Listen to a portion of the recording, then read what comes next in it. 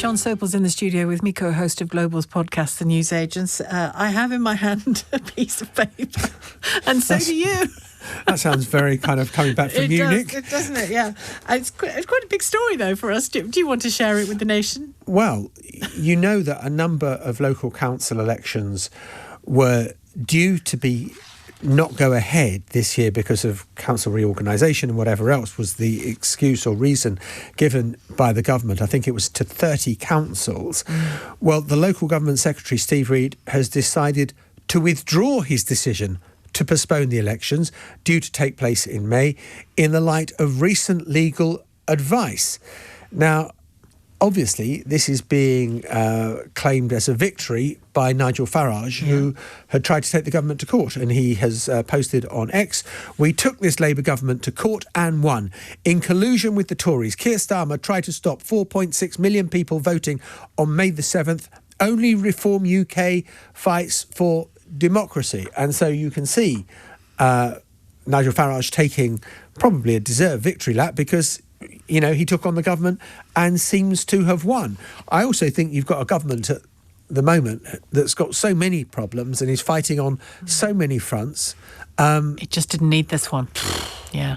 But of course, the local council elections, people are saying, will be the acid test of whether Keir Starmer survives as the Prime Minister. And, the polls are pretty unfavourable to Labour at the moment. And so Keir Starmer has a problem that he's got to face these elections, but the alternative was worse, whereas Nigel Farage is just rubbing his hands. And he's very helpfully shared the government legal department letter with the nation, which you would if you were him. Yeah, exactly, which is the Secretary of State has decided to withdraw his decision to postpone the council elections of 30 local councils due to take place in May 2026 in light of recent legal advice. For the avoidance of doubt, no privilege is waived. The Secretary of State invited the Housing Minister, who was not involved in the initial decision-making, to reconsider the position afresh on a very urgent basis, recognising the pressing timescales involved. The Housing Minister, by the way, I'm reading this from about a 6-point, font size. I know.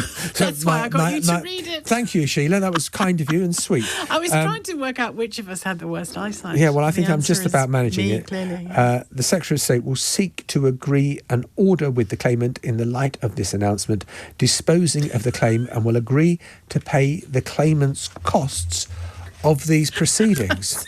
Why are you giggling? I'm so sorry. I shouldn't giggle, should I? But well done you, because I can't read a word of that.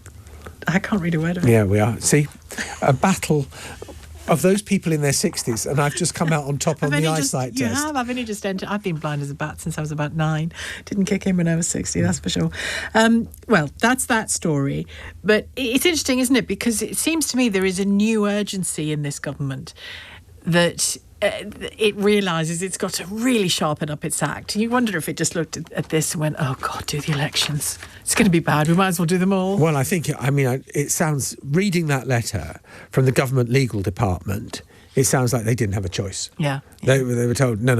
You've got these elections. You can't start cancelling elections. It's an odd thing to do. It was an odd thing. At the very least, it was an odd thing to do. Yeah. At the very least. And it looked like, whether there was a good administrative basis for saying these elections should not go ahead, may be the case. But the perception that a government that was unpopular, languishing in the polls, cancels elections is just not a good look for democracy. No. And, Farage has won. Particularly when the same people would criticise Donald Trump if he attempted to do it. Well, can you imagine the hue and cry there would be if Donald Trump, constitutionally, it's in the Constitution, the date of the midterm elections. So, he might try other things to make sure that, the elections may be free, but they may not be fair in America. But the elections will take place in November 2026. And there's another story connected to Labour as well, or specifically Labour Together. This story about investigation into 2 Sunday Times journalists, and Keir Starmer has now launched his own investigation into this investigation. So this is complicated, but let's just kind of go back a couple of steps. Labour Together is the think tank campaigning group within Labour that got Keir Starmer elected as Labour Party leader. And it used to be led by Morgan McSweeney, who was, until last week, Keir Starmer's chief of staff in Downing Street.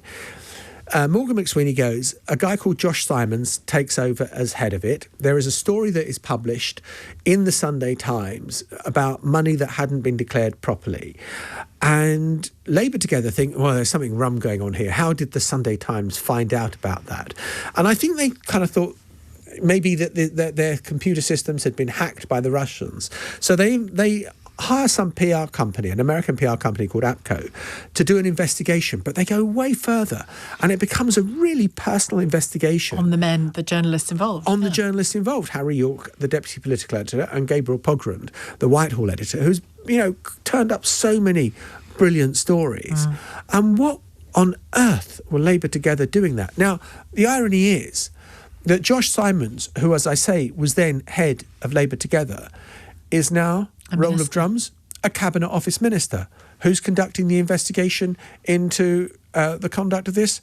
The Cabinet Office.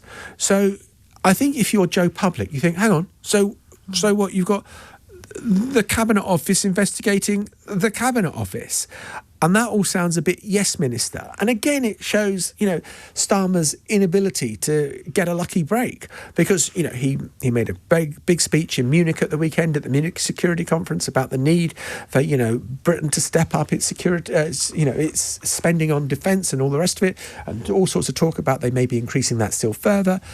And yet these other stories just come like kind of a millstone round Labour's neck. And as you say, he says clearly, Keir Starmer, right, we need an investigation into this, but not so loudly that it's the Cabinet Office investigating the Cabinet. But it's also the other thing about it is that Keir Starmer said, I knew nothing about it. And you think, well, how many times are we going to hear Keir Starmer stand up and say, I knew nothing about it? I didn't know about Mandelson's close relationship with Jeffrey Epstein.